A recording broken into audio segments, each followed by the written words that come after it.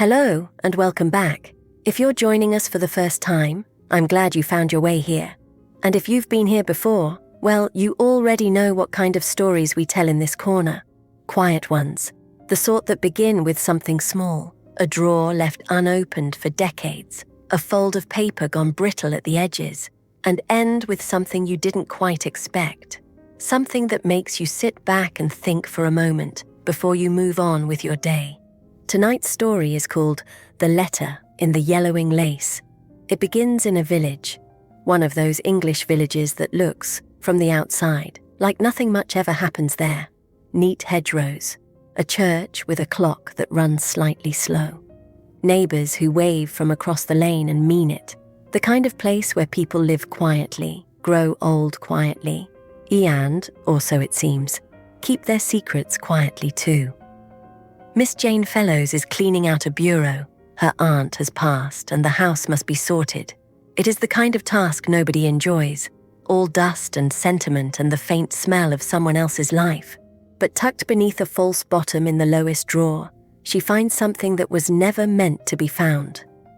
A letter, 30 years old, sealed, and inside it, a name, a pattern of lace, and the shadow of something buried long before Jane was ever paying attention. Not long after, a man turns up dead, and Miss Marple, sharp, unhurried, knitting by the window as always, begins to pay very close attention indeed. This is a mystery in the old tradition. No car chases, no shouting, just observation, patience, and the slow unraveling of a past that refused to stay where it was put. If that sounds like your kind of story, stay with us, and if you enjoy what you hear, do leave a like or follow along so you don't miss what comes next. It means more than you'd think. Right then, shall we begin? The Bureau and the Dust. The bureau had stood in the corner of Aunt Perpetua's bedroom for as long as Jane could remember. It was an ugly thing, really. Dark walnut, with brass handles gone green at the edges, and a top drawer that never quite closed flush on the left side. As a child, Jane had assumed all furniture was like this, slightly imperfect, slightly stubborn, as though it had developed opinions over the years, and saw no reason to hide them. She had not thought about the bureau in perhaps 15 years, and yet here she was, on a grey Tuesday in October, standing in front of it with a damp cloth in one hand, and absolutely no idea where to begin. Aunt Perpetua had died in September. Quietly, in her sleep, the way people said was a blessing, and Jane supposed it was, though it didn't feel particularly like one when you were the one left sorting through 40 years of accumulated life. There were no other relatives to speak of, a cousin somewhere in Edinburgh who had sent a card and nothing else. So it fell to Jane, as it tends to fall to the unmarried niece, to come and deal with things. She had been at it for 3 days already. The kitchen had been manageable. The sitting room had taken the better part of a day and a half, mostly because of the books. Aunt Perpetua had kept every book she had ever owned, including a copy of something called Household Management for the Modern Woman that appeared to have been published sometime before the war and had clearly never been opened. The bedroom Jane had saved for last, not out of any particular sentiment, more because she simply hadn't been ready for it. She started with the wardrobe, folded blouses, wool skirts, 2 hats in boxes, a pair of good gloves still wrapped in tissue paper, never worn by the look of them. She set these aside for the church sale and moved on. The bureau came next. The top 3 drawers gave up nothing of consequence: handkerchiefs, a broken watch, a small collection of buttons in a tin that had once held throat lozenges, letters, but the ordinary kind, Christmas cards, a note from a doctor's surgery, a receipt from a draper's in town, dated 1947. Jane went through them dutifully and set them aside to be burned. The bottom drawer was stiff. She had to kneel on the floor and pull with both hands before it came free with a sound like a small complaint. And inside, more handkerchiefs. Aunt Perpetua had apparently believed very strongly in handkerchiefs, and beneath them, a folded woolen shawl gone moth-eaten at one corner. Jane lifted the shawl out and set it on the floor beside her. And then she stopped. The drawer looked empty, but the base of it sat perhaps 2 inches higher than it should have, given the outside measurements of the bureau. She pressed one corner experimentally, the way she'd once read you were supposed to do in a novel, not really expecting anything. There was a soft click. The false bottom tilted up. Beneath it lay a single envelope. It was not sealed, or rather it had been sealed once, with dark red wax, but the wax had cracked with age, and the flap had come loose on its own. The paper had gone the color of old cream, faintly brown at the fold lines. And when Jane picked it up, she did so with a carefulness she couldn't quite explain, as though it were fragile in a way that had nothing to do with paper. There was no address on the front, no name, only a date written in a hand she didn't recognize, in ink that had faded to a dull rust color. 14th March, 1923. 30 years ago, almost to the month. She opened it. The letter inside was 2 pages long, written closely in the same rust-colored hand. Jane read the first few lines standing there on the floor, with the shawl at her knees and the grey October light coming through the curtain. And then she stopped, read them again. Then she folded the letter carefully, put it back in the envelope, and sat very still for a moment. She had not understood all of it. Some of the phrasing was odd, formal in a way people didn't write anymore, and 1 or 2 words had faded past reading. But certain things had been perfectly clear. The word buried, the phrase, "the lace will tell you, if you know how to look," and a name near the bottom of the first page, underlined once with a slightly unsteady hand. Eleanor. Jane sat there on the bedroom floor for a while longer than was strictly necessary. Then she got up, put the envelope in her cardigan pocket, and went downstairs to make a cup of tea. She did not finish cleaning the bureau that afternoon. She found, somewhat to her own surprise, that she had lost the appetite for it entirely. Tea and Miss Marple. Jane had known Miss Marple for 11 years. She had moved to St. Bride's Hollow, which was the village, and which was small enough that everyone knew when you'd moved in before you'd finished unpacking. In the autumn of 1942, during the war, when London had become rather too loud for someone of Jane's temperament, she had taken the cottage on Finch Lane on a 6-month let and had simply never left. It happened that way sometimes. A place settled around you before you'd made any conscious decision about it. Miss Marple had appeared at her door 4 days after she arrived, carrying a pot of damson jam and wearing an expression of perfectly genuine welcome that Jane had found, after a decade of London acquaintance, almost startling in its sincerity. They had been friends, in the particular, unhurried way of village women of a certain age, ever since. Jane did not go to Miss Marple's cottage the morning after she found the letter. She thought about it. She put the kettle on, took it off, put it on again. She read the letter twice more at the kitchen table, properly this time, with her reading glasses and the good morning light. It did not become clearer on further acquaintance. If anything, it became slightly more troubling. She went the following afternoon. Miss Marple's sitting room was the sort of room that looked chaotic until you had sat in it long enough to understand that it was not chaotic at all. It was simply very full. Books on every surface, knitting on the arm of the chair. A small table near the window devoted entirely to correspondence, with letters sorted into piles that Miss Marple alone understood the logic of. A cat, grey, enormous, named something Jane could never quite remember, occupying the hearthrug with the settled authority of a creature that had never once been asked to move and never intended to be. "Ptolemy," said Miss Marple, following Jane's glance as she came in. "Don't mind him, he looks disapproving, but it's just his face." "I wasn't minding him," said Jane. "No, I know. Sit down, dear. I'll do the tea." The tea arrived with the sort of efficiency that suggested Miss Marple had been expecting her, which was possible. Miss Marple had an unnerving habit of expecting people at approximately the right time, without having been told anything, along with a plate of shortbread that was slightly uneven in thickness, the way homemade shortbread always was. and they talked for a while about ordinary things, the church sale coming up on Saturday, Mrs. Clement's hydrangeas, which had done remarkably well considering the summer they'd had. The question of whether the new man at the post office, a Mr. Reeves, lately arrived from Dorchester, was settling in satisfactorily, or whether he had the look of someone who wouldn't last the winter. Miss Marple thought the latter, though she was kind about it. Jane waited until the second cup of tea.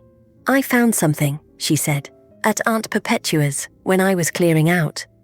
Miss Marple looked up from her knitting, not sharply, she rarely did anything sharply, but with a quality of attention that was different from ordinary listening, like a change in the weather that you noticed before you could quite say what had changed.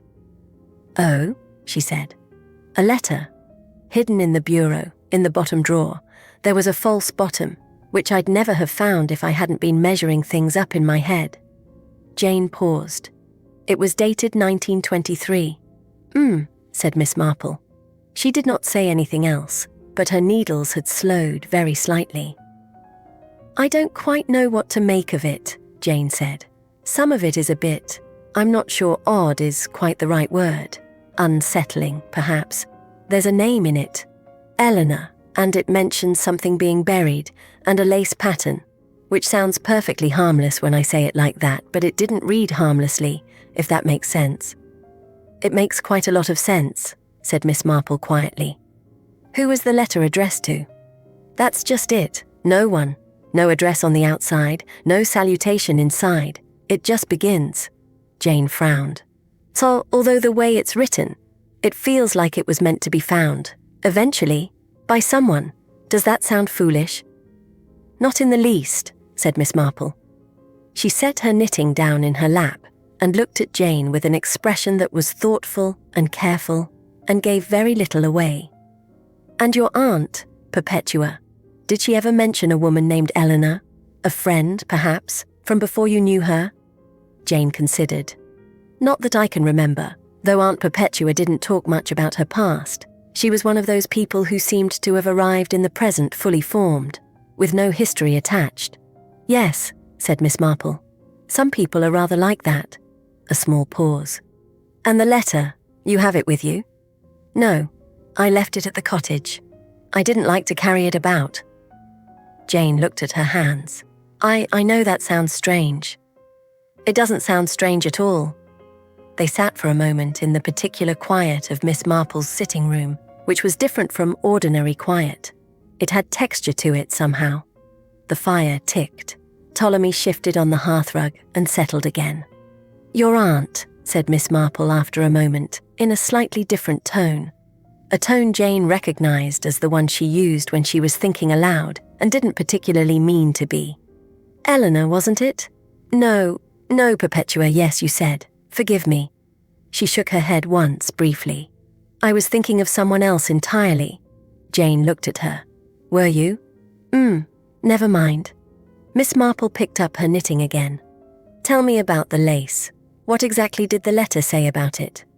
"Only that the lace pattern would identify something or someone." The phrasing was peculiar. "The lace will tell you if you know how to look," as though whoever wrote it expected the reader to already know what lace it meant. Miss Marple's needles moved steadily. Click, click, click. "How very interesting," she said, in the mild tone she reserved for things she found genuinely interesting rather than merely politely so. "Is it?" said Jane. "I thought perhaps I was making something of nothing. Old letters turn up in old houses. It doesn't necessarily mean anything." "No," agreed Miss Marple pleasantly. "It doesn't necessarily mean anything at all." But she did not, Jane noticed, say that it meant nothing. They finished their tea. Miss Marple asked whether Jane had decided what to do with the bureau, sell it or keep it, and Jane said she hadn't decided yet. Miss Marple said she thought it was rather a handsome piece, despite the handles, and that good walnut was hard to come by. They talked for another quarter of an hour about furniture and the difficulty of finding a reliable man to move heavy pieces, and then Jane put on her coat and said goodbye, and went home through the lane with the October leaves coming down around her in ones and twos. She thought, walking back, that Miss Marple had asked precisely 4 questions about the letter and answered none of Jane's unspoken ones. She thought this was probably significant, though she could not have said exactly how. She also thought, and this was the thing that stayed with her longest, after the fire was lit and the curtains drawn and the evening had settled in, that Miss Marple had called the situation interesting, not puzzling, not worrying, not strange, interesting, as though it were a pattern she had seen before, in some other form, in some other year, in some other village, very much like this one. The lace pattern. The church bazaar was held every year on the 3rd Saturday of October, in the hall beside St. Cuthbert's, and it was one of those village events that nobody particularly looked forward to, and yet everybody attended without fail. There was something almost ceremonial about it. The same stalls in roughly the same positions, the same women behind them, the same slightly stale Victoria sponge that Mrs. Hooper brought every year, and which everyone bought a slice of out of loyalty rather than appetite. Miss Marple had not missed a St. Bride's Hollow church bazaar in 23 years. She arrived at 10:30, which was late enough to avoid the first crush, but early enough to see everything properly, and she made her way around the hall in her usual unhurried fashion, pausing at the jam stall, exchanging words with the vicar's wife about the raffle, examining a set of fire irons on the second-hand table with the seriousness they deserved. She bought a pot of quince jelly and a packet of lavender sachets and tucked them into her basket. She had not come specifically to look for anything. That was what she told herself, at any rate. The lace stall was near the far wall, slightly apart from the others, set up by a woman who came every year and whose name Miss Marple had always known perfectly well, and yet had to stop and recollect, each October, as though the knowledge stored itself somewhere inconvenient over the winter. Mrs. Aldred, yes, Dorothy Aldred, wife of Philip Aldred, who was, depending on who you asked, either the most respected man in the village or simply the most prosperous, which in a village of this size amounted to roughly the same thing. The Aldreds lived in the large house at the top of Voss Lane. Voss Lane, Miss Marple noted, not for the first time, though she had never previously found the name particularly worth noting, and had lived there for what people in St. Bride's Hollow referred to as always, meaning approximately 25 years. Mrs. Aldred was a composed woman. That was the word for her, Miss Marple had always thought. Not cold, not unfriendly, composed. The way certain people were who had decided, somewhere along the way, that they would not be rattled by things, and had kept to that decision with some discipline. She was perhaps 50, perhaps a little more. Her hair was grey at the temples, and she wore it pinned back neatly. Her hands, Miss Marple noticed as she approached, were very steady. Those hands were arranging a length of lace on the table. Miss Marple stopped. She did not stop dramatically. She simply ceased walking, in the way that people do when something catches their attention, and the body responds a half-second before the mind has finished processing why. Then she moved forward again, at the same unhurried pace, and came to stand at the edge of the stall. The lace was lovely. There was no other word for it. It was the kind of work that made you understand why people had bothered, in an age before machines could produce it by the yard. Intricate, patient, every repeat of the pattern exactly placed. Miss Marple looked at it for a moment without speaking. Then she looked more carefully. The pattern was unusual, not the common torchon or the Whodunit one saw at every craft fair.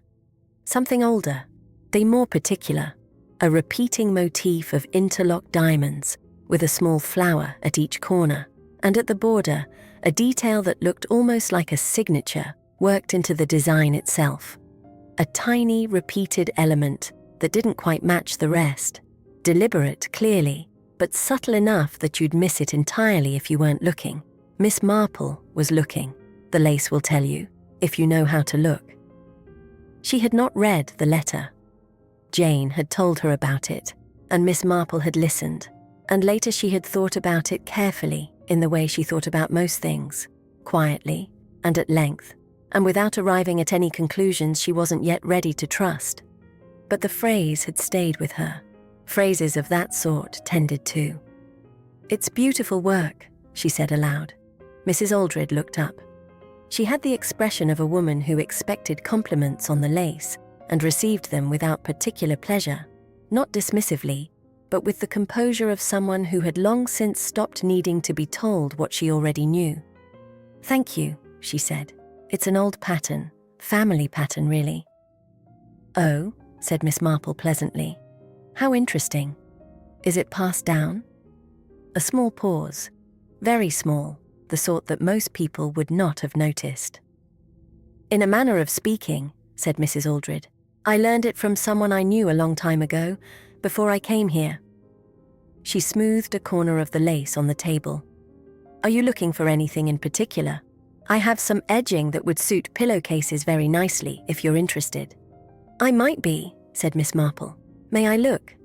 She spent another 5 minutes at the stall, mis-examining various pieces with what she hoped appeared to be the ordinary interest of a woman who liked nice things. She bought a length of narrow edging, not because she needed it, but because leaving without buying anything felt rude, and also because she wanted a reason to handle the pieces. The pattern was consistent across all of them. Whatever else Mrs. Aldred was or was not, she was a woman who had been making this same lace for a very long time. Miss Marple thanked her, tucked the lace into her basket, and moved on. She spent another 20 minutes at the bazaar, bought a second-hand copy of a trollop she was fairly sure she already owned, and had a brief conversation with the vicar about the state of the hall roof, which had been a concern since spring. Then she put on her coat, said her goodbyes, and stepped outside into the thin October sunshine. She stood for a moment on the path, meaning to turn left toward home. She turned right. Then she stopped. Stood quite still on the path for a moment, with her basket over her arm and her brow faintly creased. Left. Home was to the left. She had lived in this village for over 20 years, and she had just turned the wrong way out of the church hall, which was, well, it was the sort of thing that happened. She was not going to make anything of it.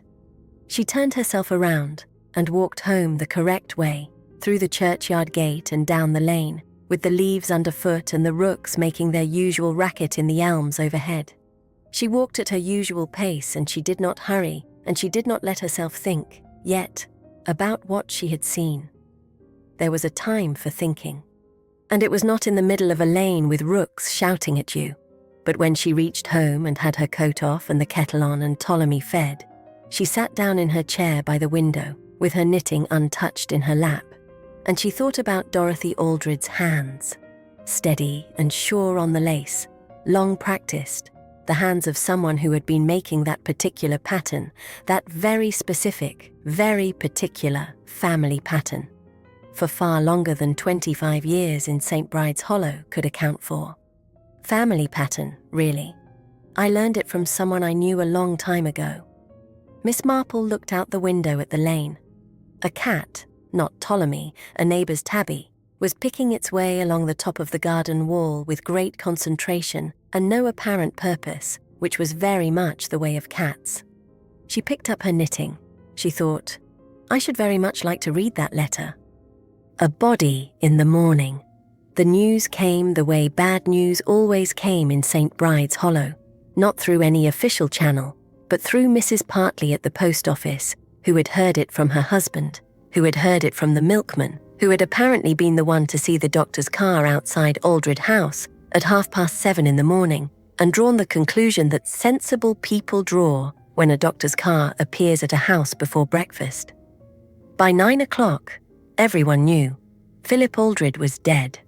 Jane heard it from her neighbour over the garden wall, a Mrs. Fitch who grew prize dahlias and kept very close track of village affairs, with the dedication of someone who considered it a civic duty, Mrs. Fitch appeared at the wall at approximately 9:15, with the expression of a woman carrying news of considerable weight, and delivered it with the mixture of gravity and barely contained animation that such news tends to produce in people who are not themselves directly affected by it. "Found him in his study," Mrs. Fitch said, slumped in the chair. "The housekeeper came in at 7 to light the fire, and there he was. Dr. Granger's been and gone already." "Good heavens," said Jane, which was all she could manage. "Heart, they're saying. He was 61, you know, and he never looked after himself properly. All that rich food, and he never walked anywhere if he could drive." Mrs. Fitch shook her head with the satisfied sorrow of someone who had predicted this, privately, some time ago. "Poor Dorothy. She's in a dreadful state." Apparently. Jane said the appropriate things. She expressed the appropriate shock, the appropriate sympathy, the appropriate general observations about how sudden it was and how one never knew. Mrs. Fitch, her news delivered, returned to her dahlias with visible reluctance, and Jane went back inside. She sat down at the kitchen table. She sat there for perhaps 2 minutes, looking at the wall. Then she got up, went to the sitting room, took the envelope from the drawer where she had put it, and put it in her coat pocket. She put her coat on. She went out. Miss Marple answered the door before Jane had finished knocking, which was either coincidence or wasn't, and stood back to let her in without a word. The sitting room fire was already lit. Ptolemy was on the hearthrug. The kettle, Jane noticed, was already on. "You've heard," Jane said. Mrs. Partley telephoned," said Miss Marple. "Sit down, dear." Jane sat.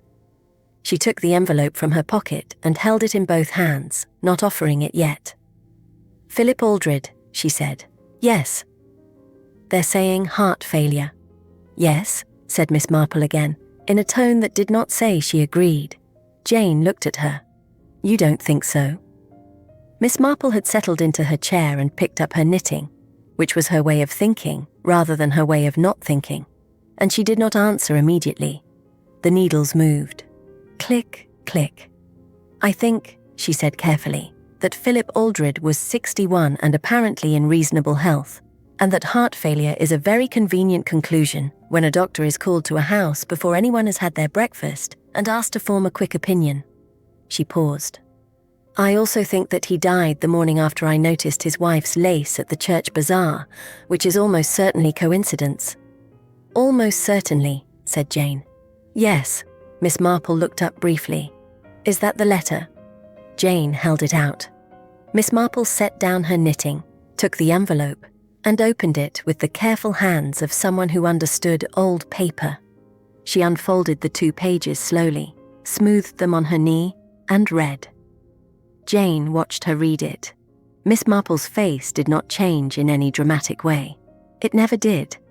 But there were small things, a slight stillness that came over her, a particular quality of attention that was different from her ordinary attention, the way her eyes moved back once over a line she had already read, and then moved on. Jane had learned, over 11 years, to read these small things the way you learn to read weather, not perfectly and not always correctly, but well enough. The fire ticked. Outside, a car went past on the lane, then quiet again. Miss Marple read to the end of the 2nd page, then went back and read certain parts again.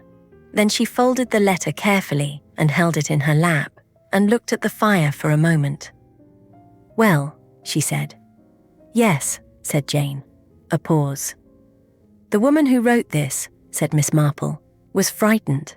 You can feel it in the writing, not in any dramatic way, but it's there. The sentences are too controlled, the way writing gets when someone is holding themselves very still." She smoothed the edge of the folded letter with one finger. She saw something she was not supposed to see, and she knew, when she wrote this, that she might not be believed. Or worse, that she might be believed and nothing would be done. So she hid it, in a place she trusted. "In Aunt Perpetua's bureau," said Jane slowly. "Your aunt and this Eleanor were close, I think. Close enough that she knew Perpetua would keep it safe without knowing what she was keeping." Miss Marple looked up. "Did your aunt ever live anywhere near Voss Lane? In the early 20s, I mean, before she came to the village?"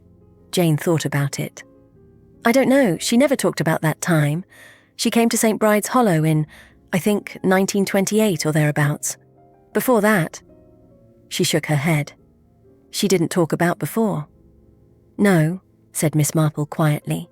People who are keeping things safe for other people sometimes find it easier not to talk about before. She picked up her knitting again, and the needles moved and then stopped, and she looked at a point somewhere past Jane's left shoulder with the particular unfocused expression that meant she was not looking at the room at all. A young man, she said, half to herself. Poisoned, the letter says. Buried quietly to avoid a ruin of the family name. Those are the words she uses. And the lace. She stopped. Jane, when did the Aldrids come to St. Bride's Hollow? Do you know exactly? Mrs. Fitch would know, Jane said. She knows everything of that sort. Yes, she does. Miss Marple was quiet for a moment. Approximately 25 years, I've always understood, which would be 1928, or thereabouts. The same year, Jane realized. The same year Aunt Perpetua had come to the village.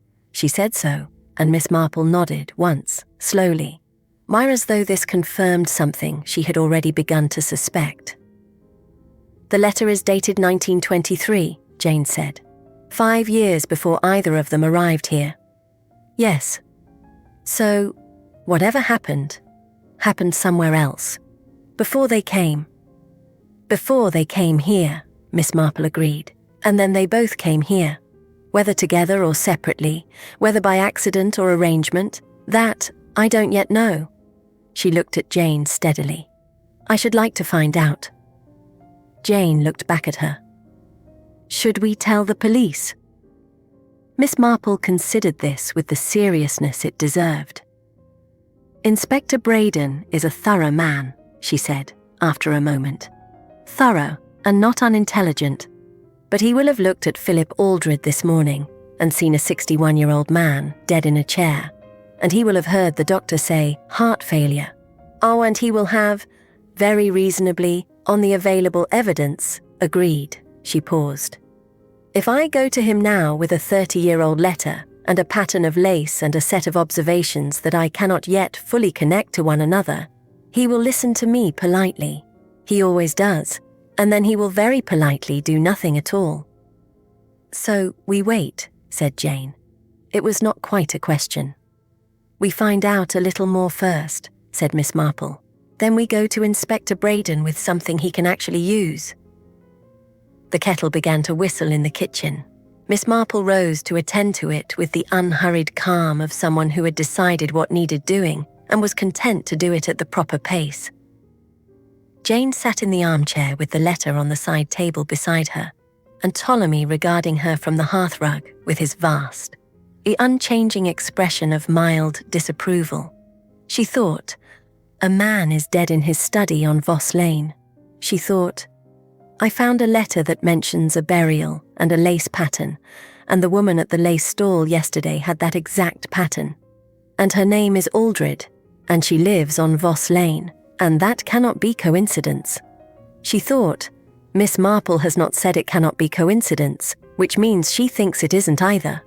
She sat and looked at the fire until Miss Marple came back with the tea, and neither of them said anything more for a little while, because sometimes the shape of a thing needs to sit in a room for a moment before it's ready to be spoken about properly. Outside, the October sky had gone the colour of pewter, and the first drops of rain had begun to tap quietly at the window. Somewhere on Voss Lane, in a house that had stood for a quarter century under a borrowed name, a woman was in a dreadful state, or appeared to be. What the letter said. Jane had read the letter 3 times before she brought it to Miss Marple, and she had understood it imperfectly each time. There was something about old handwriting, the particular formality of it, the way sentences were constructed with a patience that modern writing had largely abandoned, that made it simultaneously very clear and somehow elusive, like looking at something through watered glass. Miss Marple read it differently. She read it the way she read most things, slowly, without hurry, as though she had all the time in the world and intended to use it. And when she had finished and the tea was poured and they were both settled, she set the letter on the table between them and told Jane what it said. Not reading it aloud, she seemed to feel that would be wrong somehow, given what it contained, but translating it, in a sense, putting it into plain words. This is what the letter said. The woman who wrote it called herself Eleanor. Just Eleanor, no surname given, not in the letter itself, though the particulars of what she described made it clear she had been a woman of some education, accustomed to writing, accustomed to observing. She had been, at the time of writing, employed in some capacity in a house, a large house.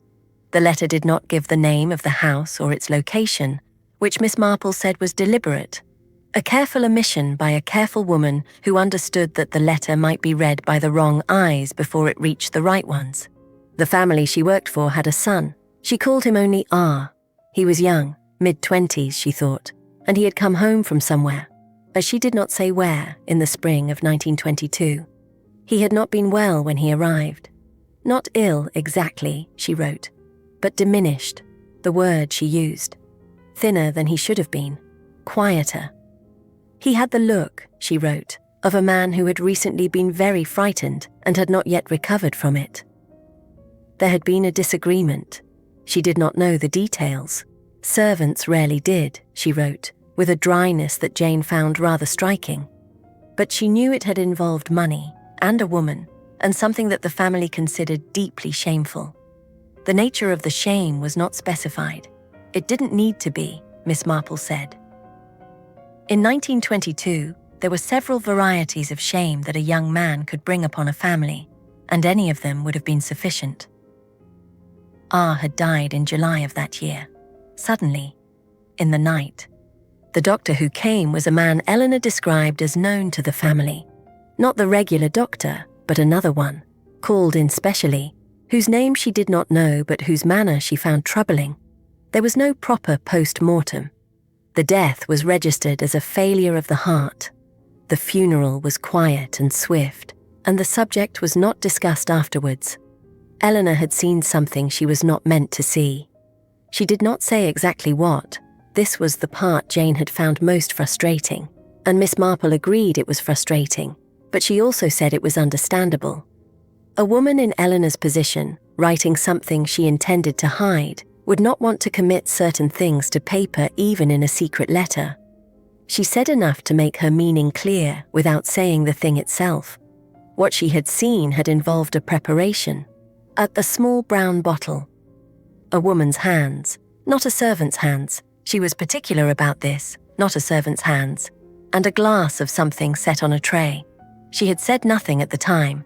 She was ashamed of this, the letter made clear. She had said nothing because she was afraid, and because she was not certain, and because she understood very clearly what happened to servants who accused their employers of things that could not be proven. But she had not forgotten. She had carried it for nearly a year before she wrote the letter, and the writing of it had clearly cost her something. The lace, she wrote, was her mark. If you find this letter, and you do not know whether to believe it, find the lace. The pattern is mine. I designed it myself. There is nothing else like it anywhere. If you can find the lace, you can find me. Or find who I became. Follow the lace and you will know I'm telling the truth. The letter ended there. No signature.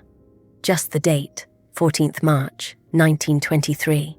And beneath it, 3 small words that Miss Marple read aloud for the first time, quietly, almost to herself.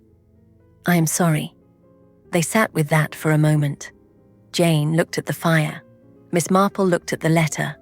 The rain that had started that morning was still coming down outside, steadily and without particular drama, the way English rain in October often did.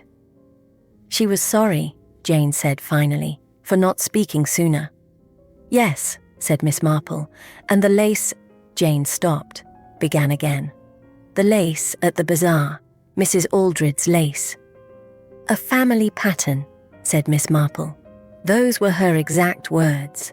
A family pattern. I learned it from someone I knew a long time ago. She was quiet for a moment. Not her family, someone else's. someone she knew before she came here. Jane looked at her. You think Mrs. Aldred is Eleanor? Miss Marple did not answer immediately, which was itself a kind of answer. She picked up her teacup, found it empty, set it down again. I think, she said carefully, that a woman came to this village 25 years ago with a husband and a name and a history that nobody here knew anything about. I think she made lace, very particular, very specific lace that she called a family pattern, but that was not, by her own admission, learned from her own family. And I think that a letter hidden 30 years ago in a woman's bureau described exactly that lace as the mark of a woman named Eleanor, who witnessed something terrible and was afraid to speak. She paused. I also think, she continued, in a slightly different tone, that Philip Aldred is dead this morning, and that his wife is in a dreadful state, and that the timing of these things is uncomfortable.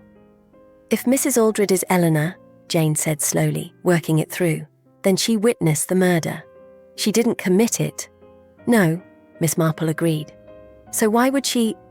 Jane stopped. Why would she kill her own husband? Miss Marple said it plainly, the way she said most things, without drama, because the thing itself was dramatic enough without any added emphasis. That is the question, isn't it? And I don't have the answer to it yet, but I have a suspicion. Only a suspicion, mind you. Nothing I would say to anyone outside this room, that whatever Philip Aldred knew, or had recently discovered, or had threatened to do, was connected to what Eleanor saw in that house in 1922. She folded her hands in her lap. The past has a way of becoming present again, particularly when someone who was involved in it begins to feel unsafe. Jane thought about this. You mean he threatened her? I mean, it's possible. I mean, it would explain certain things. Miss Marple glanced at the window.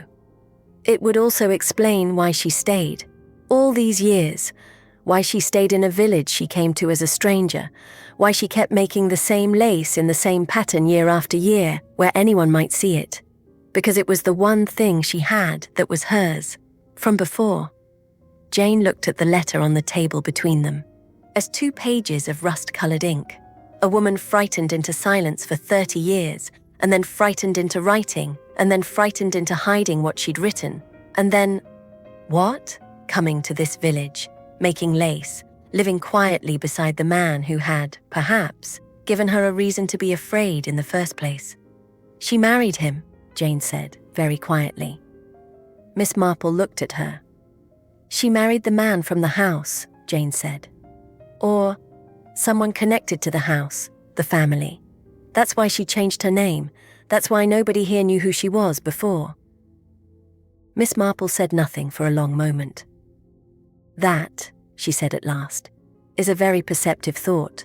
I had been moving toward it, but I hadn't quite arrived. She looked at Jane with an expression that was, Jane thought, something like genuine respect, which coming from Miss Marple felt rather significant. If that is true, then Eleanor didn't just witness the crime, she married into it and lived beside it for 25 years. The rain came down outside. The fire burned low and neither of them moved to add to it. What do we do now? Jane asked. We find out who Eleanor Voss was, said Miss Marple, before she became Dorothy Aldred, the wrong suspect. It was Miss Marple who brought up Gerald Aldred first. She did it on Wednesday morning, 3 days after Philip Aldred's death, in the course of a conversation with Constable Hewitt that she had not entirely planned, but had not entirely not planned either. Constable Hewitt was a young man of 28 who took his duties seriously and had the slightly over-careful manner of someone who knew he was not yet as experienced as he intended to be.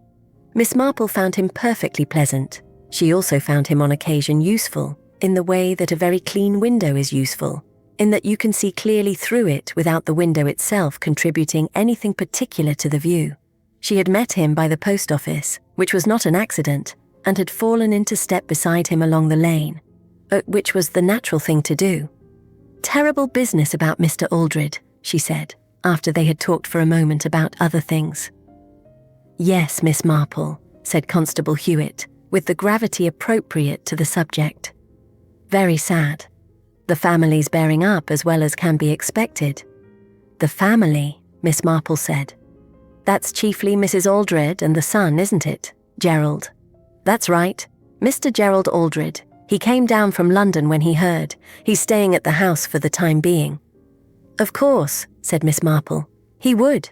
A dutiful son." She paused for precisely the right length of time. "He and his father were close, I suppose?" Constable Hewitt's answer was slightly slower in coming than his previous ones. "Well," he said, "as to that, I couldn't really say." Which meant, Miss Marple understood, that they were not particularly close, and that this was known well enough that Hewitt felt uncomfortable saying so outright. "He must be about 30 now," she said. "Gerald, perhaps a little older. 32, I believe."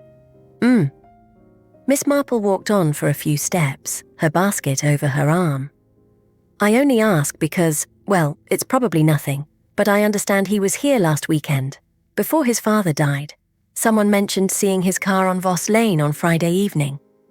This was true. Mrs. Fitch had mentioned it, in passing, the previous day, with the slightly significant air she used for information she considered worth passing on, without quite knowing why. Constable Hewitt stopped walking. "On Friday," he said. "The evening before," Miss Marple agreed. "As I say, probably nothing at all. The son coming to visit his father. Nothing unusual about that." "No," said Hewitt. "Nothing unusual." But he had taken out his notebook. Miss Marple said goodbye and walked on. She was home before she had quite finished the thought she'd started at the post office, and it was only when she had her coat off and her kettle on that she stopped and stood very still in the middle of her kitchen and considered what she had just done. She had pointed Constable Hewitt toward Gerald Aldred. She had done it carefully and without any outright accusation, but she had done it. She had planted the question of Gerald's presence on Voss Lane on the Friday evening before his father's death, and Hewitt, being thorough, being earnest, being exactly the sort of young constable who wrote things in his notebook and followed them up, would now go and ask about it. The trouble was, Miss Marple was not at all sure Gerald Aldred had done anything. She put the kettle on the hob and sat down and thought about it seriously, the way she thought about things she had perhaps been slightly hasty about. Gerald had been in the village, that was a fact. Gerald and his father had not been close. That appeared to be a fact. Gerald stood to inherit, presumably, which was always a fact worth noting. But the letter was dated 1923. Gerald Aldred had not been born in 1923, or if he had been an infant. The crime Eleanor described was a family crime, committed by or on behalf of the family, and Gerald was the second generation. He had not committed the original sin. He might not even know about it. And there was something else, a small thing, the kind of thing that nagged. The letter mentioned a date, July 1922. The death of the young man called Miss Marple had been quietly calculating in her head, as she tended to do with dates, and the arithmetic had produced a result she hadn't yet fully examined. If R had died in July 1922, and Eleanor had written the letter in March 1923, and Eleanor had subsequently, if Jane's theory was correct, married into the Aldred family and come to St. Bride's Hollow in 1928. Gerald Aldred, aged 32 in 1953, had been born in 1921, before R died, before the letter, before any of it, which meant Gerald was not the son of R. He was older than the crime, not younger. He was Philip Aldred's son from before whatever had happened in that house in 1922, which meant his connection to the original matter was, well, it was different from what she had been half assuming. Miss Marple sat with this for a moment. She had been wrong, not entirely wrong. Gerald's presence on Voss Lane the night before his father's death was still worth knowing about. But she had been moving, without quite admitting it to herself, toward a shape of the story that had Gerald at its center, and that shape was not right. She could feel it the way you could feel a dropped stitch, not by looking directly at it, but by the way the pattern pulled slightly in the wrong direction. She did not telephone Constable Hewitt to correct herself, partly because she had nothing concrete to correct him with. The visit to Voss Lane was still a fact worth investigating, whatever it turned out to mean, and partly because Miss Marple had lived long enough to know that admitting you have been looking in the wrong direction is rather easier to do quietly in your own kitchen, than it is to do out loud to a young constable with a notebook. She made her tea. She sat by the window.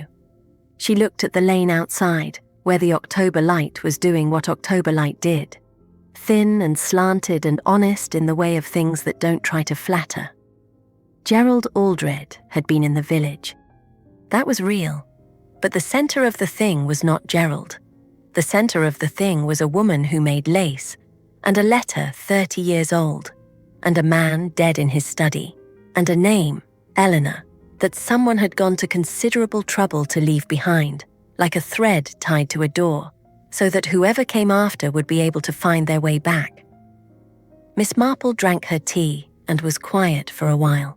Then she picked up her knitting and began to think about ink, vintage ink and living gilt. It was the ink that Miss Marple kept coming back to, not the content of the letter. She had turned that over in her mind sufficiently by now that she could recite it, almost word for word, without looking at it. Not the lace, which she had seen and noted and filed away with the precision of someone who understood that observations were only useful if you remembered exactly what you had observed. It was the ink, the particular color of it, that dull reddish rust that old black ink went when it had been sitting in darkness for 30 years. Most ink went brown. This had gone rust, which meant it had started as something other than ordinary black. She had mentioned this to Jane on Thursday morning, and Jane had looked at her with the expression she wore when Miss Marple said something that sounded like a non sequitur, but probably wasn't. "What kind of ink goes rust?" Jane asked. "Iron gall ink, if it was a particular formulation," Miss Marple said. "There was a variety, a specific variety, rather reddish when fresh, that was sold by a stationer's. I am trying to remember which one." She pressed her lips together in the way she did when a memory was almost there, but not quite. "It was not a common variety. It was rather expensive, and it came in a distinctive bottle. I remember because my cousin Dorothea used it for correspondence in the 20s, and I always thought it slightly ostentatious." Jane waited. "Brinkworth and Sons," said Miss Marple, with the small satisfaction of someone who has located a mislaid object. "In Yelton. They made it themselves, I believe. It was quite particular to them. I don't know if they still do." "Yelton," said Jane. "That's 12 miles east." "Yes," Miss Marple looked at her steadily. "And Yelton is also, if I am not mistaken, the nearest town to Ashworth Park." Jane looked back at her. "What is Ashworth Park?" "It was a house," said Miss Marple, "a large house, belonging to a family called Voss. I believe it was sold sometime in the late 20s. The family dispersed, I understand, as families in those years sometimes did. After the war and then the crash, a great many large houses changed hands or were simply abandoned." She paused. "I have been thinking about the lane. Voss Lane, the lane the Aldreds live on." Jane was very still. "The Voss family," she said. "It is a common enough name," Miss Marple said, with the particular mildness she used when something was not common enough at all. "Eleanor Voss, the lane called Voss, Ashworth Park, 12 miles from here, belonging to a family of that name." She folded her hands. "I may be drawing connections that aren't there, but I should like to know whether Brinkworth and Sons in Yelton kept records of their customers." It was Jane who went to Yelton. Miss Marple had suggested it in the way she sometimes suggested things, not quite directly, but in a manner that made the logical conclusion feel like your own idea. She had said she would have gone herself, but her knee had been troublesome since Tuesday, which was true, and she had said Yelton was really a very simple errand, which was also true. and Jane had found herself on the bus to Yelton on Thursday afternoon with a piece of paper in her pocket on which Miss Marple had written, in her neat small hand, Brinkworth and Sons, Stationers, Market Street. Ask whether they still have customer ledgers from the early 1920s. Say you are researching a family matter. Brinkworth and Sons was still there. This was the first surprise. It occupied a narrow shop front on Market Street, between a butcher and a draper, and it had the look of a place that had not changed substantially since approximately 1910, and saw no reason to start. The smell inside was extraordinary. Ink and paper, and something else underneath. Something older, the smell of a place that had been doing the same thing in the same walls for a very long time. The man behind the counter was elderly, with the careful movements of someone who had learned not to rush things. His name, a small sign informed Jane, was Mr. A. Brinkworth, which suggested either that the family had continued or that the sign was very old. Jane explained herself. A family matter. She was trying to trace a relative who had lived in the area in the early 20s and had used a particular variety of ink. She had been told, she said, that this ink was rather distinctive and that Brinkworths had made it themselves. Mr. Brinkworth looked at her over his spectacles for a moment.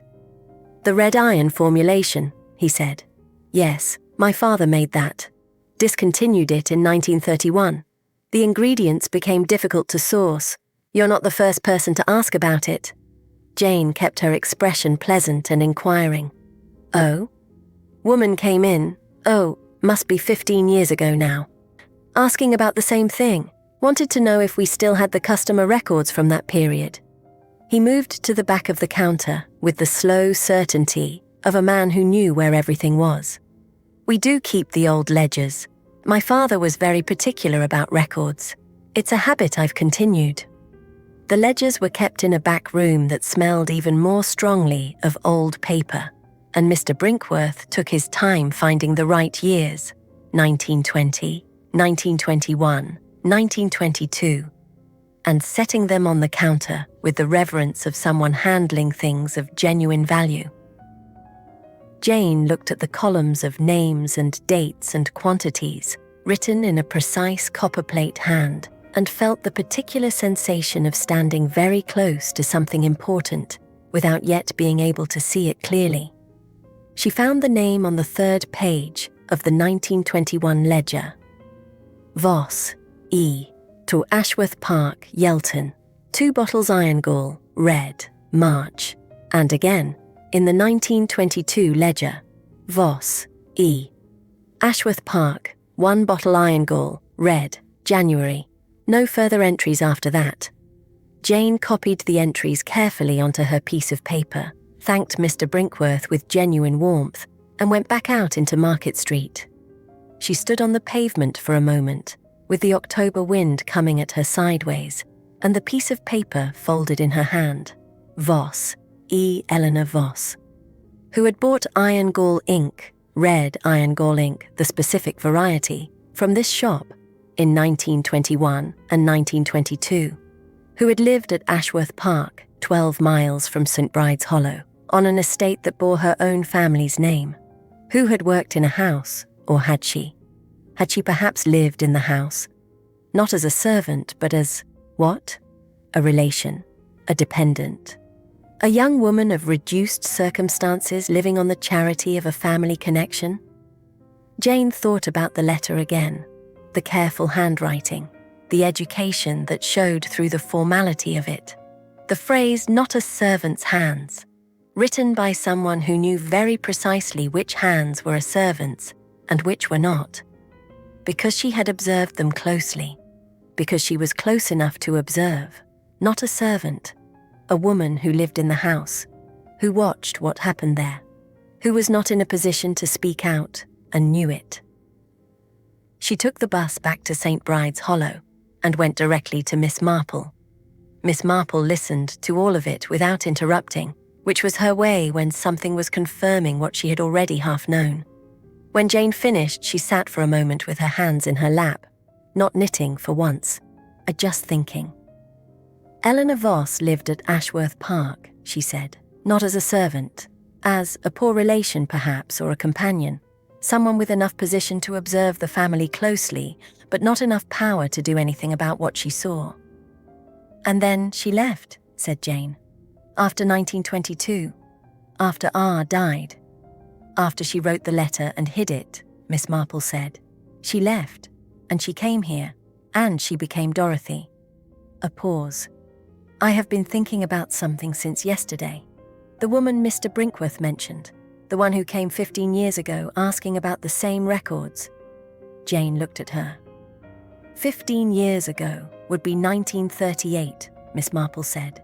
Eleanor, Dorothy, would have been living in this village for 10 years by then, settled, married, apparently safe. Her voice was very quiet. What would make a woman like that go back to the beginning? Go to the stationer's in Yelton, ask about the old records, almost as though she were checking, making sure the evidence still existed, or making sure it couldn't be found. Jane thought about this.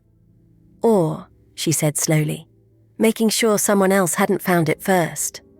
Miss Marple looked at her with that expression again, the one that was something like respect. Yes, she said. Exactly that. She was frightened. Something happened in 1938 that frightened her, and I think, though I cannot prove it yet, that whatever frightened her then is connected to what happened to Philip Aldred 4 days ago. Philip knew, Jane said. He must have known, or found out. Or had always known, said Miss Marple, and had held it all these years like a weight in his pocket. Or the question is what changed, what made him decide, after 25 years, to do something with what he knew. She picked up her knitting at last. The needles began their steady movement.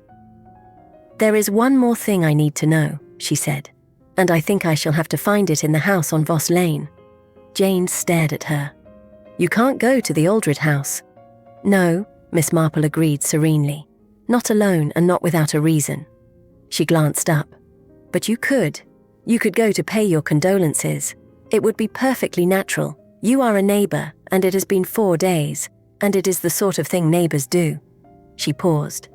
And while you are there, I should like you to notice something for me. What? Said Jane. Whether there is lace, said Miss Marple, anywhere in the house, on a windowsill or a mantelpiece, or draped over the back of a chair. And if there is, whether it is the same pattern as what was on the stall at the bazaar, or different. Jane looked at her steadily. Why would it be different? It probably won't be, said Miss Marple. But if it is, if the lace inside the house is the same pattern, but without that small, deliberate detail worked into the border, then we will know something rather important about what Eleanor Voss was trying to tell us, and what she was trying to hide. She returned to her knitting. Jane sat a moment longer, looking at her. Outside, the October afternoon was failing into early dark, the way it did this time of year, not gradually but all at once, as though someone had quietly made a decision. Jane stood up, put her coat on, and went to pay her condolences on Voss Lane. The woman who kept the lace. Jane came back from Voss Lane at 4:30. Miss Marple heard the gate and was already at the door by the time Jane had come up the path, which saved them both the formality of knocking. Jane came in without speaking, took her coat off, and sat down in the armchair by the fire with the slightly dazed expression of someone who has just seen something they had been prepared for and found that preparation was not quite the same thing as readiness. Miss Marple made tea. She did not ask anything yet. When the tea was poured and Jane had drunk half of hers in silence, she set the cup down and said, "The lace on the windowsill in the sitting room, same pattern, but the border detail, the small repeated element, it wasn't there." Miss Marple sat very still. "You're certain," she said. "I looked at it for long enough that Mrs. Aldred noticed and asked if I admired lacework." Jane's voice was steady, but her hands, Miss Marple noticed, were not entirely. "I said I did. She said her mother had made that particular piece. Her mother had taught her the pattern." A pause. "Not the pattern she sells at the bazaar, a different version, the one without the mark." Miss Marple set down her own cup. So the lace she sells, Jane said. The lace with the identifying detail, the mark that Eleanor wrote about in the letter. She makes that separately. She puts it out where people can see it, year after year, at the church bazaar. But inside her own house, she keeps the plain version, the one that couldn't be traced back. Yes, said Miss Marple quietly. She's been doing it deliberately, Jane said. All these years. Or putting the marked lace out into the world like a signal, like a door left slightly open. She stopped. Why? If she killed her husband to keep the secret, why spend 25 years making sure the evidence of who she was could be found? Miss Marple looked at the fire for a moment. When she spoke, her voice was careful and very quiet, the way it got when she was saying something she had thought about for a long time and was not entirely comfortable with. Because she wanted to be found, she said. Eventually. Not yet. Not while the danger was present. But eventually. The letter, the lace. They were never just evidence of the old crime. They were Eleanor's confession, her way of making sure that when she was gone, or when she was safe, someone would be able to put it together. She paused. I think she has been living in two directions at once for 25 years. Forward, as Dorothy Aldred, and backward, as Eleanor Voss, keeping the thread alive, keeping the mark visible, so that the truth couldn't die with her. Jane was quiet for a moment. But then she killed him? Yes, said Miss Marple. She did. She went to the house on Voss Lane the following morning. She had not told Jane she intended to go. She had thought about it through the evening and through the night, not restlessly, but steadily, the way she thought about things that required a decision. And by morning she had decided that there was no useful way to approach this except directly. Not to Inspector Braden, not yet, to Dorothy Aldred herself. It was a cold morning, clear and bright in the way October sometimes produced as a kind of apology for all the grey. Miss Marple walked up Voss Lane at her usual pace, her basket over her arm, a pot of last year's greengage jam inside it, because you did not go to a house of recent bereavement without bringing something, regardless of the circumstances. The house was large and well kept, set back from the lane behind a yew hedge that had been trimmed with precision. Miss Marple went up the path and knocked. The housekeeper answered, a Mrs. Brent, who had worked for the Aldreds for many years and who regarded Miss Marple with the polite wariness that housekeepers reserved for visitors who arrived unannounced. Miss Marple said she had come to pay her respects to Mrs. Aldred and to bring something from the garden, and Mrs. Brent, after a moment's hesitation, I showed her into the sitting room and went to fetch her mistress. Miss Marple stood in the sitting room and looked at the lace on the windowsill. Jane was right. It was the same pattern, the interlocked diamonds, the small flower at each corner. But the border was plain. No deliberate irregularity, no hidden mark, a beautiful piece of work, and quite untraceable. Dorothy Aldred came in after perhaps 5 minutes. She was dressed in black, which was correct for the occasion, and her hair was as neatly pinned as it had been at the bazaar. She looked, Miss Marple thought, like a woman who had slept very little, but had decided she would not show it. The composure was still there. If anything, it was more complete than before, tighter somehow.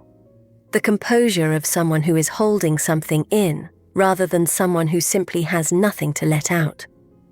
Miss Marple, she said, how kind of you to come. I hope I'm not intruding, said Miss Marple. I won't stay long. I only wanted to bring this. She set the jam on the side table. And to say how very sorry I am. It must have been a great shock.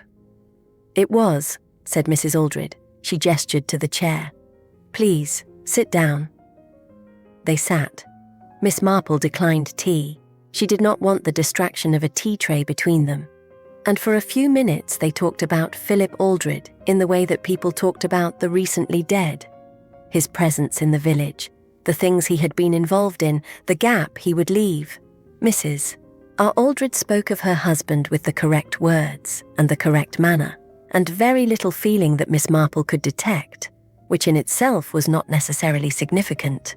Grief expressed itself in all manner of ways, and sometimes composure was the only thing standing between a person and complete dissolution. But Miss Marple had not come to detect grief. She had come because there was no other way, and because the thing needed saying, and because she was, at 73, old enough and sufficiently beyond caring about her own comfort to say it. She waited until there was a natural pause in the conversation.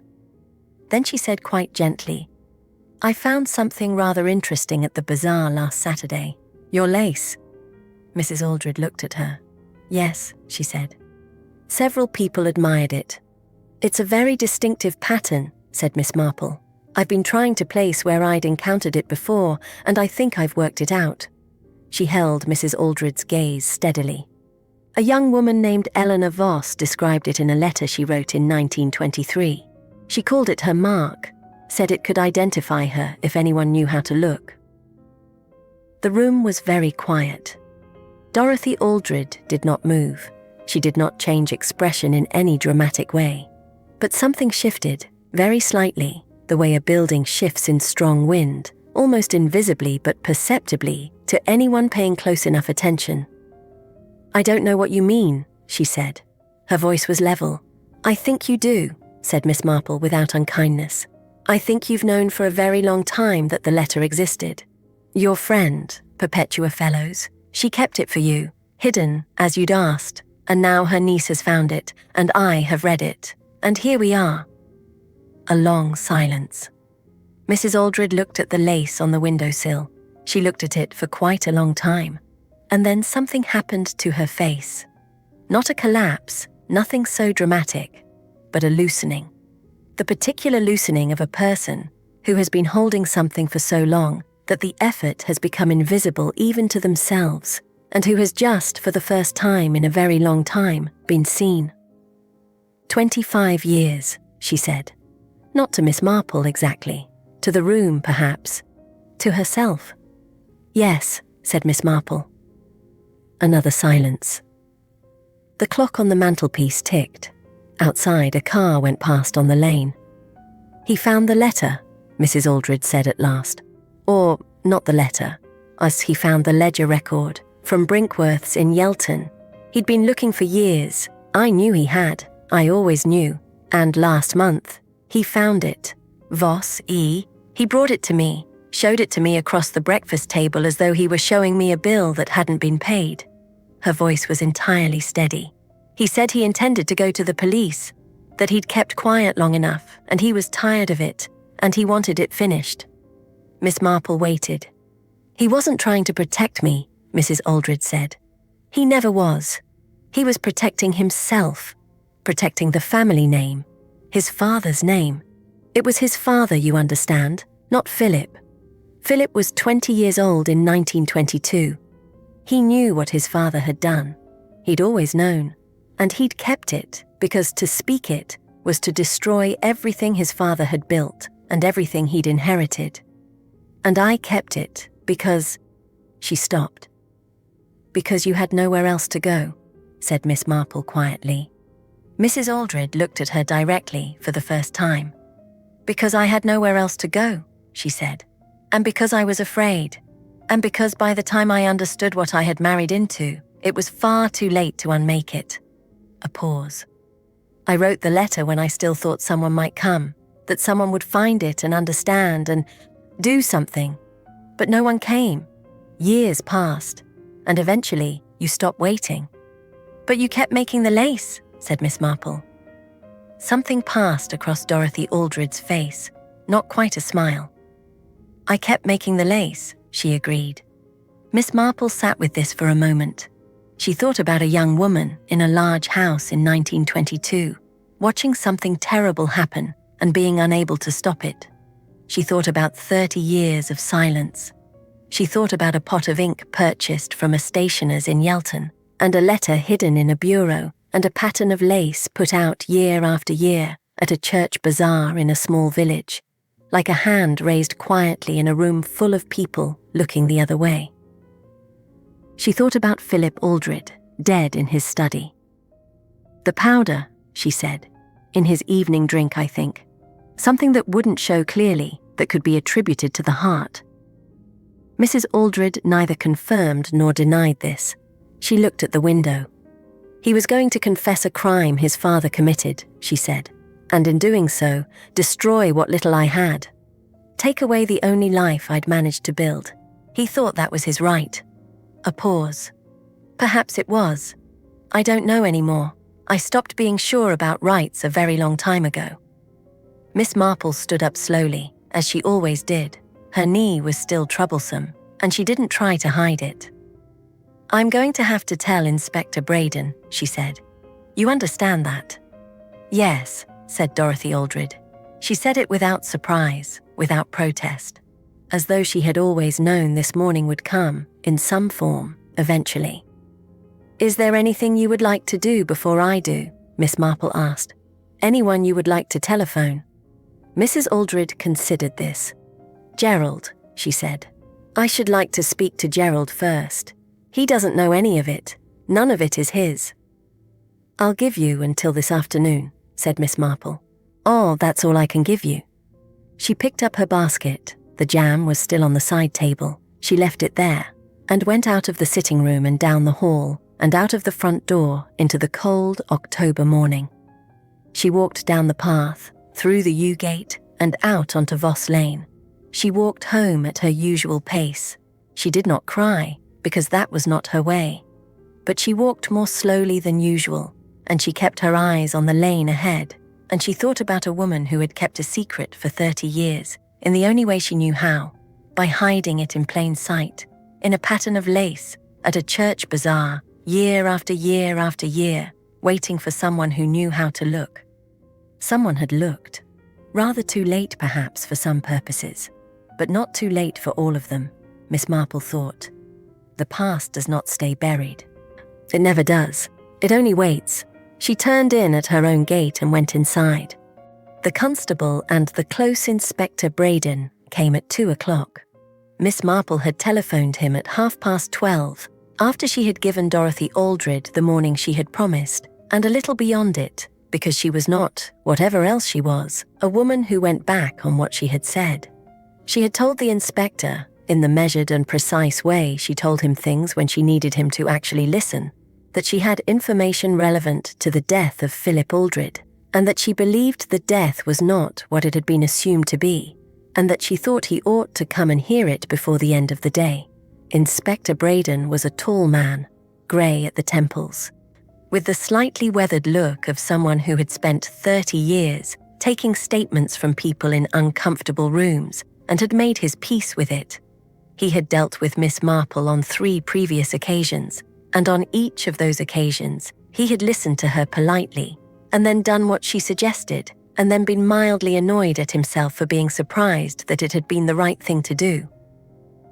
He arrived at her cottage with his hat in his hand, and the expression of a man bracing himself. Jane was there. Miss Marple had asked her to come, partly because she had been in it from the beginning and deserved to be there at the end, and partly because she had the letter, which Inspector Braden would need. Miss Marple told him everything. She did it clearly and in order, which she had always found was the most effective way with policemen, not because they couldn't follow a more complicated account, but because clarity showed respect, and respect tended to produce better results than cleverness. She told him about the bureau and the letter and the lace at the bazaar. She told him about Eleanor Voss and Ashworth Park and the iron gall ink from Brinkworth's in Yelton. She told him about the ledger record and what Philip Aldred had done with it, and what Dorothy Aldred had then done, and what Dorothy Aldred had told her that morning in the sitting room on Voss Lane. Inspector Braden listened without interrupting, which was one of the things Miss Marple respected about him. He took notes. He asked 3 questions at the end, all of them sensible, and Miss Marple answered them. But then he took the letter. Jane handed it over with both hands, carefully, the way she had handled it from the beginning, and he put it in his case, and he stood up and put his hat back on.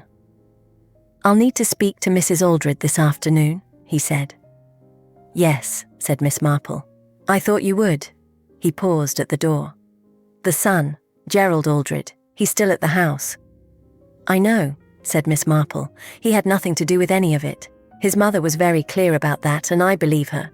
Braden looked at her for a moment. "You believe her?" he said.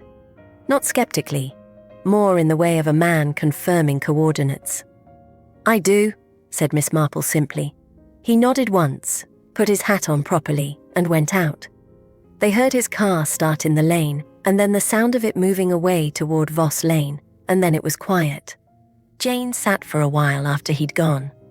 She didn't say much, and Miss Marple didn't press her. There was a particular kind of tiredness that came at the end of something like this. Not the tiredness of having done too much, but the tiredness of having understood something you couldn't now ununderstand, which was a different thing entirely and not especially restful. "She'll be charged," Jane said after a while. "Yes," said Miss Marple. "With murder." "Yes." Jane looked at her hands. "And the original crime? What Philip's father did in 1922, the young man who was poisoned. Will anyone be held responsible for that?" Miss Marple was quiet for a moment. "The man who did it has been dead for many years, I should think. His son is dead. The law tends to arrive too late for the original sin and only in time for what follows it." She paused. "It is one of the law's consistent frustrations." "It doesn't seem right," said Jane. "No," Miss Marple agreed. "It doesn't." They sat with that for a while, because some things don't become more right simply by talking about them, and it was better to acknowledge that honestly than to pretend otherwise. Jane left at 3:30. She stood at the door for a moment before she went, with her coat on and her scarf wound twice around against the cold. "Miss Marple," she said, "do you think she meant to be found? Dorothy, Eleanor, all along. Do you think that's what the lace was really for?" Miss Marple considered this seriously. "I think," she said, "that she meant to leave a door open, whether she intended to walk through it herself, or whether she simply couldn't bear the thought of the truth dying with her. I'm not sure even she knew. Some decisions get made in layers, over years. You can't always say, at the end, which layer was the real one." Jane nodded slowly. "The letter," she said. "She gave it to Aunt Perpetua to keep. Perpetua never knew what she was keeping, did she?" "Almost certainly not," said Miss Marple. "Perpetua was a good woman who trusted a friend. That's all she needed to be." Jane looked at her a moment longer. Then she said good night, though it was still afternoon. But the dark came so early now, and went down the path and through the gate and away up the lane, her figure growing small in the early dusk until it disappeared around the bend. Miss Marple closed the door. The evening came in quietly. She lit the lamp by the window and the fire in the grate, and Ptolemy arranged himself on the hearthrug with his usual authority and went to sleep. Miss Marple made herself a light supper that she ate without much appetite and washed up and came back to the sitting room and sat in her chair. She picked up her knitting. The needles began their steady movement. Click, click, click, the sound she had heard in this room for more years than she cared to count. A sound so familiar it had long since stopped being a sound and become simply the texture of thinking. She thought about Dorothy Aldred sitting in her composed way in the sitting room on Voss Lane with the plain lace on the windowsill and 30 years of silence in the room with her like a third person. She thought about a young woman in a large house in 1922, watching something happen that she could not stop and could not speak about, writing it all down in rust-colored ink and hiding it in a bureau and then carrying on, because there was nothing else to do, and carrying on was what you did. She thought about the young man called R, who had died in July of 1922 and been buried quietly, and whose name nobody had spoken aloud in 30 years until this week. He had a name somewhere, a real name, beyond the initial in an old letter. She hoped Inspector Braden would find it. She thought about Jane walking home through the dusk. Jane had handled all of it rather well, better than most people would have, finding a letter like that in an old bureau and following it all the way to where it led. There was more to Jane than was immediately apparent, which was true of most people if you paid attention. She thought about lace, about a pattern designed and worked and repeated for 30 years, year after year, at a church bazaar in a small village, by a woman who had changed her name and her history and almost everything about herself except this one thing. And this one thread she had kept, this small, persistent act of not entirely disappearing. It was the saddest thing, Miss Marple thought. And in a way, she was not sure she would say this to anyone, but she could think it. In a way, it was also rather brave, to have survived what Eleanor Voss survived, and to have kept the lace, to have said in the only way available to her, "I was here. I saw what happened. I did not forget." The fire settled in the grate with a soft sound. Outside, the wind had come up, moving through the yew hedge at the garden's edge and making a low, steady sound against the windows. Miss Marple knitted on. Presently, she would make herself a cup of cocoa and go to bed. Tomorrow morning, the village would wake and the post office would open, and Mrs. Fitch's dahlias would still be standing in the cold and the clock on street. Cuthbert's would tick along at its usual slight delay, as it always had, and sometime tomorrow, or the day after, word would begin to move through the village in the way that word always moved, from one person to another, across garden walls and in the post office queue, that something had happened up at the Aldred house, something that nobody had known about, or suspected, or imagined, because that was always the way with the things that happened in quiet places among quiet people. The past does not stay buried. Miss Marple had known this for a very long time. She had known it in the way you knew things that you had seen confirmed repeatedly across a long life, until they stopped being observations and became simply the shape of the world as it was. People buried things, mistakes, crimes, shames, secrets, and believed, with genuine conviction, that depth was the same as permanence. It was not. It never was. Time moved and people shifted, and sooner or later something surfaced. A letter in a bureau, a pattern of lace at a village bazaar, a name in an old ledger in a stationer's back room in a small market town 12 miles east. Always something. She reached the end of a row and turned her work and began again. The lamp burned steadily by the window. Ptolemy slept. The wind moved through the yew hedge outside, and the night settled in around the cottage, and St. Bride's Hollow was quiet in the particular way of places that have just finished with something difficult and are resting before whatever comes next. Miss Marple knitted and did not think about anything in particular, and was, for the moment, perfectly still.